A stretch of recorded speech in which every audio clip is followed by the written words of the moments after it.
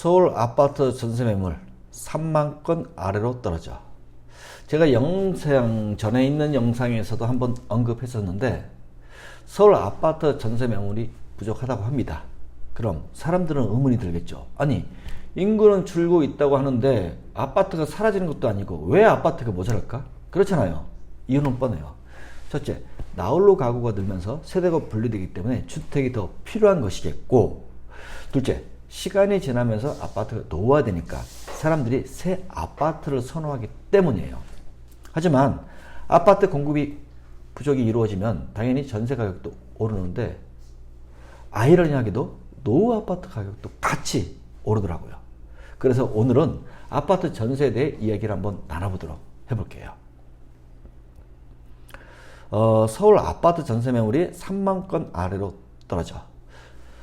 부동산 빅데이터 업체 아실에 따르면요, 지난달 29일 기준으로 서울 지역 아파트 전세 매물은 29,782건으로 이는 지난해 1월에 기록한 최고치 55,882건으로 작년 대비 46.7%가 줄어든 수치입니다.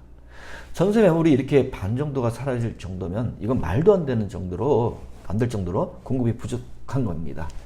예전 과거에는 학교 입학 초 때 전세 가격이 오르는 경우가 자주 있었지만 지금은 전세 품귀 현상은 구조적 문제로 전세 매물이 모자라서 단순하게 이사갈 아파트가 부족한 것입니다.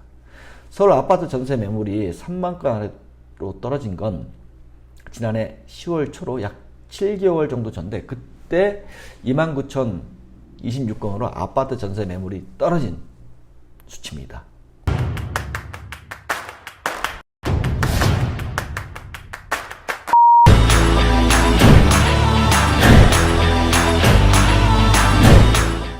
전세 매물이 가장 감소된 곳은 어딜까요? 예? 어디겠어요? 궁금하시죠? 가장 많이 전세 매물이 감소된 지역만 제가 꼭 찍어서 말씀드릴게요. 서울 은평구가 66.5%로 전세 매물이 가장 많이 줄어든 지역입니다.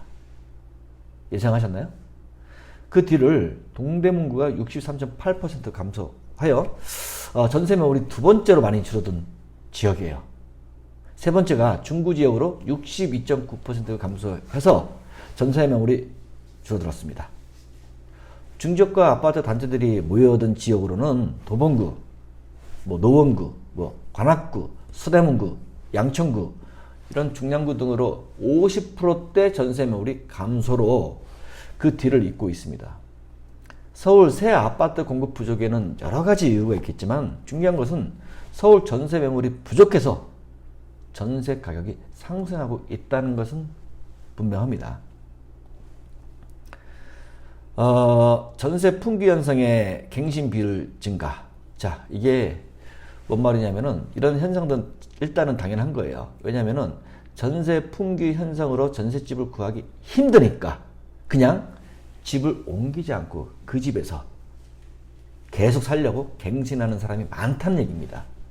이유는 앞서 설명한 대로 아파트 입주 물량이 워낙 줄어들었기 때문에 이렇게 전세 품귀 현상이 커지니까 지금 전세를 살고 있는 집에서 전세 계약하는 비율이 늘어나고 높다는 얘기를 하고 있는 겁니다. 예.